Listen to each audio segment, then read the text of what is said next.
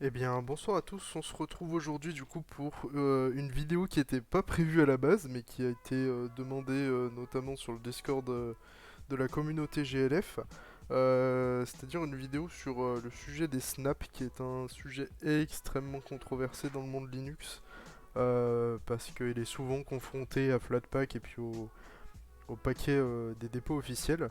Ce qui m'a un peu motivé aussi à faire cette vidéo, c'est parce que déjà il y a la sortie d'Ubuntu 22.04 qui remet en branle un peu tous ces débats-là. Et aussi j'ai vu pas mal de vidéos sur YouTube de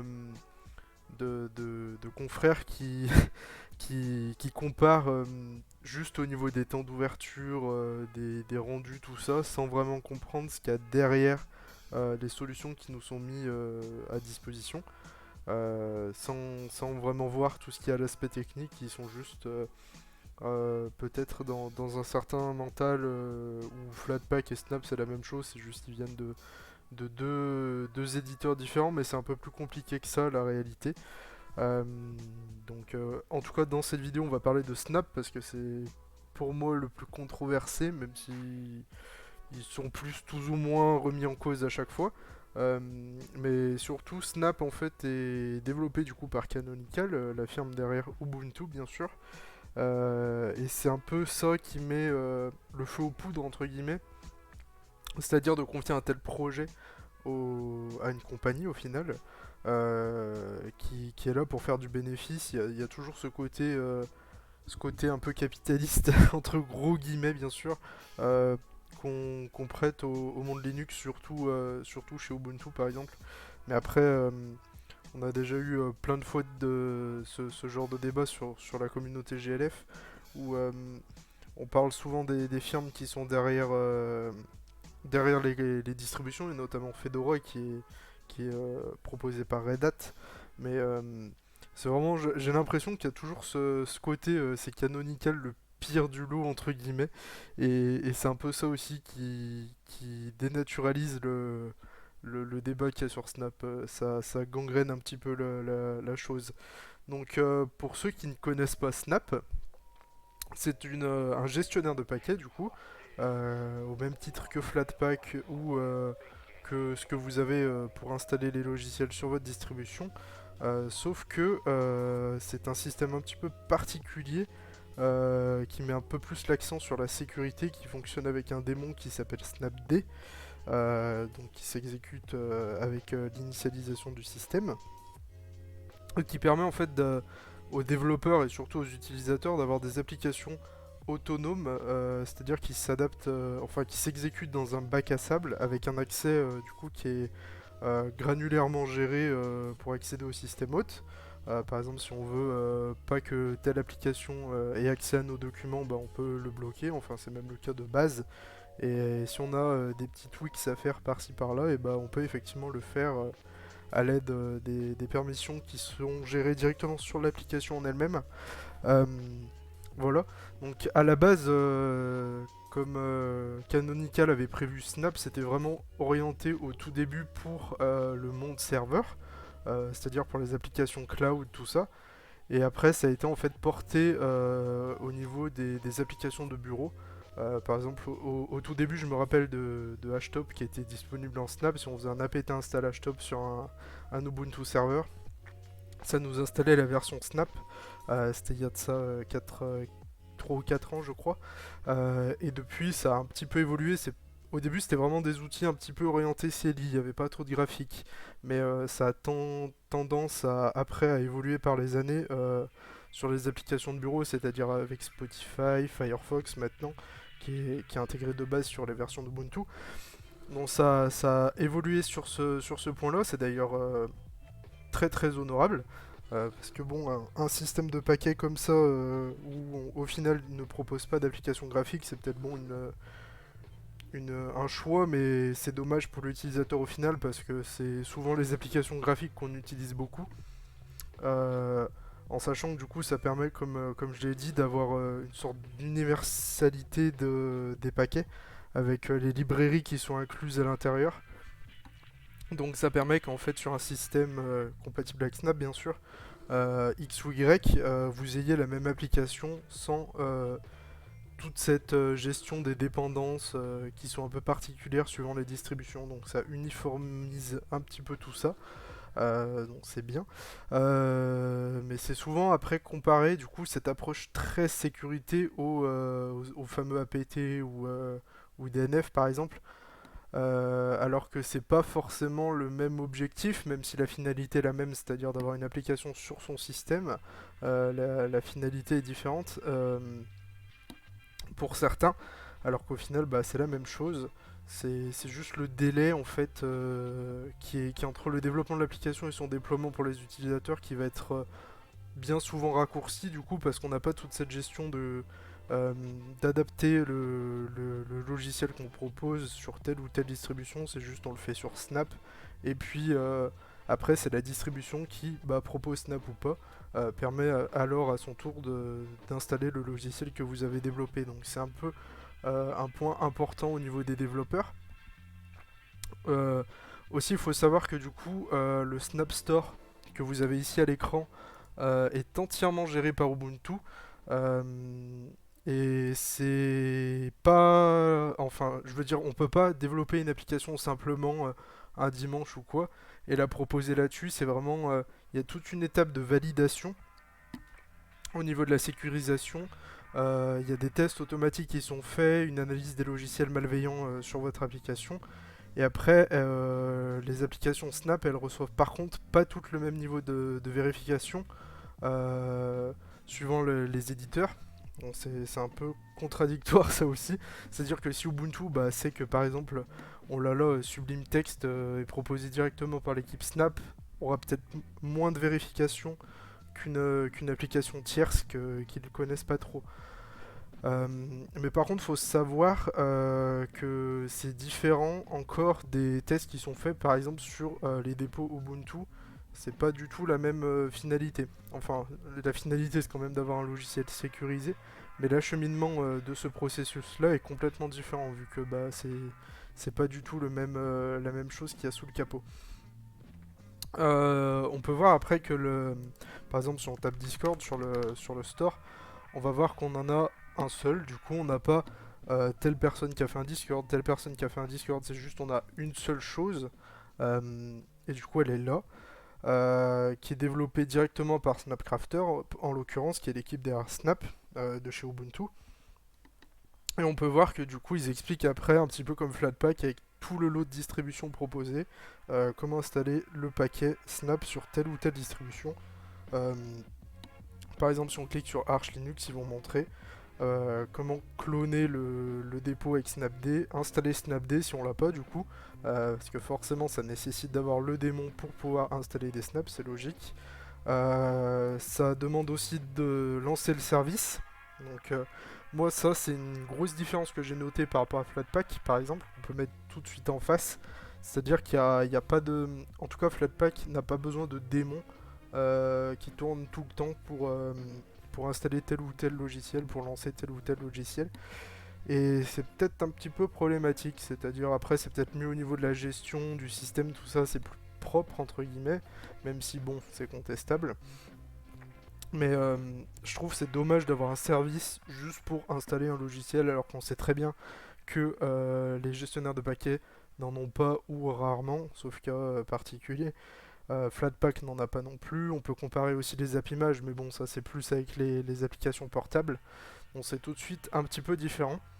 Et c'est en fait, Snap, j'ai l'impression que c'est tout un ensemble de choix. C'est pas vraiment une globalité, même si bon, comme je l'ai dit en introduction, c'est vraiment Canonical qui pose problème.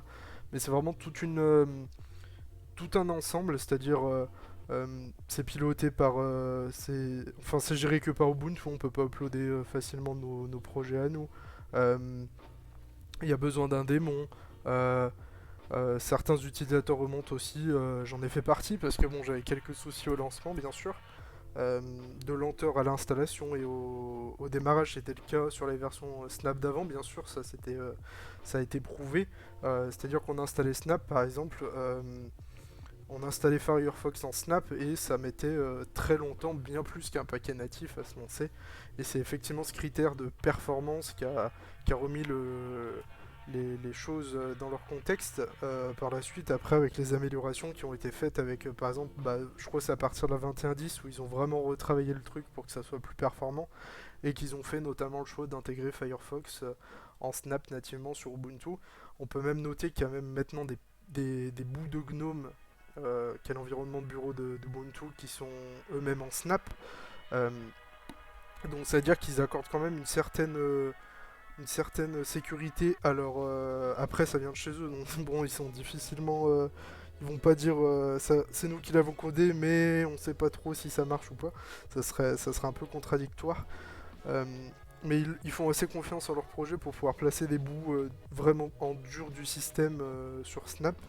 Euh, Après, il y a plusieurs acteurs qui ont pris un parti assez clair là-dessus. On peut citer bien sûr Linux Mint avec Clément Lefebvre, qui ne garde pas du tout Snap dans son cœur, qui, étant basé sur Ubuntu avec sa distribution, a fait le choix de ne pas proposer Snap du tout. C'est-à-dire à complètement s'émanciper de ce projet-là et de cet outil, ce qui est tout à fait compréhensible. Mais après, effectivement, libre à chacun, bien sûr, d'apprécier ce système-là, ce mode d'installation-là. Moi, à titre personnel, j'en suis pas fan parce que je préfère tout ce qui est natif. Pour moi, ça a pas d'équivalent en termes de maintenance. Enfin bon, je suis sur Gentoo, donc c'est difficilement comparable, mais euh, je préfère que ça soit un paquet qui soit maîtrisé par la distribution plutôt que par un tiers d'une distribution qui ne vient pas de chez nous. Par exemple pour Arch en l'occurrence, vu qu'on l'a sous les yeux, euh, pour moi ça a pas trop d'intérêt de dépendre de Canonical pour installer tel ou tel paquet. Enfin, par capillarité bien sûr, parce que c'est pas direct. Ça veut dire qu'on ne demande pas à chaque fois l'avis à Ubuntu de dire salut, je veux installer Discord sur March. Enfin, je pense qu'il bien sûr il trace les installations qu'on fait, mais ça c'est un autre débat.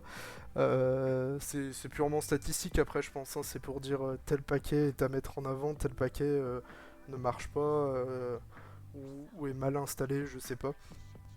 Ils ont peut-être des indicateurs comme ça, et effectivement, c'est tout un ensemble qui porte à confusion au final et qui dénaturalise un petit peu l'objectif initial de Snap, qui est de proposer vraiment un système universel d'installation des paquets. C'est quand même assez important la moralité de l'histoire. Surtout qu'il y a tout cet aspect bac à sable qui maintenant est important avec les enjeux de sécurité qu'on a maintenant, qui utilisent notamment à part mort, les choses comme ça. Avec SE Linux aussi, qui est fortement sympathique de nos jours avec tout ça. Ce qui pose problème aussi, c'est tout ce qui est mise à jour automatique, parce que Snap, une fois que vous avez installé un paquet, vérifie toujours les mises à jour. En fait, c'est un des usages que propose le démon, notamment. C'est-à-dire qu'il va vérifier que votre Discord est toujours à jour et que s'il voit une mise à jour, il va les installer en arrière-plan à l'aide d'une opération atomique, du coup. Euh, ce qui permet de réduire les tailles de téléchargement, c'est plutôt intéressant, ça aussi, cette méthode de travail-là. À savoir qu'on peut quand même bloquer, je crois, les mises à jour du logiciel, c'est-à-dire que par exemple, si on veut conserver cette version spécifique-là du système, on peut modifier le comportement des mises à jour pour que ce logiciel-là reste dans la version précise qu'on veut. Euh, voilà. Après, il y a pas que Ubuntu, je vois, qui a fait le choix de passer par Snap en termes de distribution.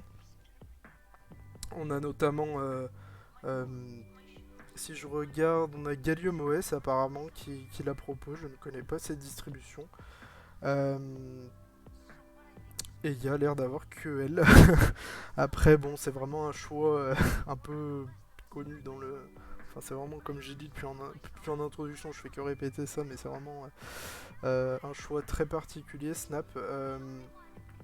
Après, on a quand même des gros projets qui proposent officiellement l'installation par Snap. On a notamment Nextcloud maintenant. Euh, on a Firefox bien sûr, Spotify. On a beaucoup d'IDE, notamment tous ceux de JetBrains qu'on a vu sur la page d'accueil. Bah, vous voyez, on a Nextcloud par exemple. On a aussi après des usages un petit peu plus professionnels avec MicroK8 qui du coup est Kubernetes remixé par Ubuntu bien sûr, qui s'applique totalement au monde entreprise hein, pour le coup avec toute la gestion des conteneurs qu'on a et qui est très très connu.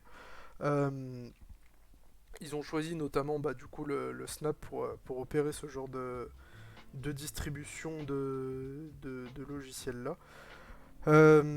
Après, on a tous les dérivés d'Ubuntu, bien sûr, hein, qui le proposent à plus ou moins grande échelle. Hein, bien sûr, Ubuntu étant pour moi le plus complet en termes de Snap. Après, bien sûr, comme j'ai vu passer, on a Kubuntu, Xubuntu, qui l'ont plus ou moins tous. Après, ça arrive aussi souvent qu'on a des bases Ubuntu et même autres, où Snap est installé et disponible, mais aucun paquet n'est en Snap par défaut. Ça, c'est différent. C'est-à-dire qu'on vous offre la possibilité d'installer, mais on ne vous force pas la main en disant ok, on vous a installé Firefox, il est en Snap, et ça va être galère de l'enlever. Ce qui est le cas forcément sur la 22.04, c'est un petit peu plus galère qu'avant. On a aussi KDE Neon, hein, bien sûr, qui l'a de préinstallé sans aucun paquet, comme je l'ai dit. Nous avons Manjaro aussi, qui est une base Arch, ZorinOS, qui a Snap de préinstallé, et Solus. Et on n'a que celle-ci pour l'instant, en tout cas sur la page de Snap sur Wikipédia, c'est celles qui sont indiquées. Donc voilà, j'espère que cette petite vidéo, qui est peut-être pas si petite, je n'ai pas le temps sous les yeux, sur Snap vous aura plu. J'ai essayé de rentrer un petit peu plus dans le côté technique de la chose et d'argumenter un petit peu à ma façon. Pour éclaircir tout ça. Parce que comme j'ai dit en introduction, je vois souvent des gens qui parlent de Snap sans vraiment comprendre la philosophie derrière, le travail qui est fait, l'objectif, tout ça. Donc c'est intéressant de voir ça ensemble. Voilà, donc j'espère que cette vidéo vous aura plu et puis on se retrouve très très vite pour une prochaine vidéo.